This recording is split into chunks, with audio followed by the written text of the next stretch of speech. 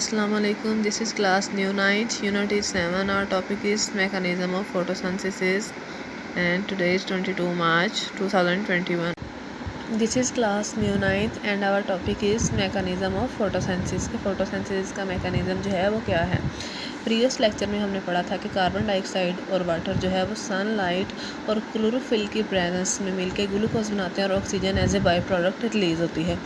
लेकिन जो फोटोसिंथेसिस का प्रोसेस है वो इतना सिंपल नहीं है, इसमें मज़ीद कुछ फेजेस हैं। इसकी जो दो मेन फेजेस हैं वो हैं light reaction and dark reaction. Photosynthesis occur in two phases. During the first phase, light energy is captured and is used to make high energy molecules ATP and NADPH.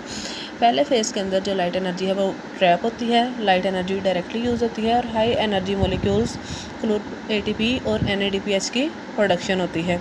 ATP stands for adenosine triphosphate and NADPH stand for nicotinamide adenine dinucleotide phosphate. और जो H जो है वो इसलिए attach है क्योंकि ये reduce form में है। These reactions are also known as light reactions. इन रिएक्शंस को लाइट रिएक्शंस भी कहा जाता है। इनको लाइट रिएक्शंस इसलिए कहा जाता है क्योंकि इनमें सनलाइट डायरेक्टली यूज होती है and they take place on thylakoid membranes of chloroplast. और ये क्लोरोप्लास्ट के थाइलाकाइड मेम्ब्रेन्स के अंदर होते हैं।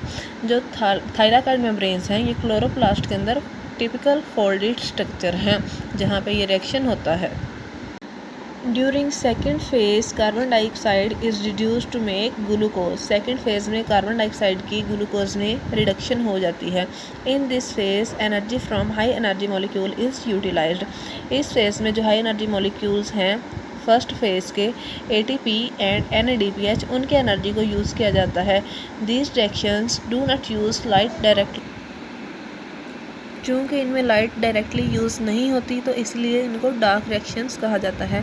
ये लाइट रिएक्शंस के जो प्रोडक्ट्स हैं ATP और NADPH उनकी एनर्जी को यूज़ करते हुए ही कार्बन डाइऑक्साइड की ग्लूकोज में रिडक्शन कर लेते हैं।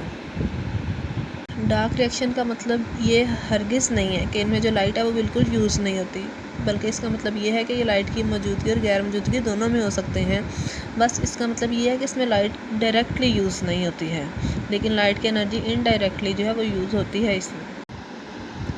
आप डायग्राम में देख सकते हैं कि लाइट रिएक्शन के अंदर सनलाइट जो है वो डायरेक्टली यूज़ हो रही है। इसमें वाटर की भी ब्रेकडाउन हो रही है ऑक्सीजन में और हाइड्रोजन में। जो हाइड्रोजन है उसको NADP+ यूज़ करते हुए NADPH में कन्वर्ट हो रहा है और ऑक्सीजन जो है वो as a by product release हो रही है।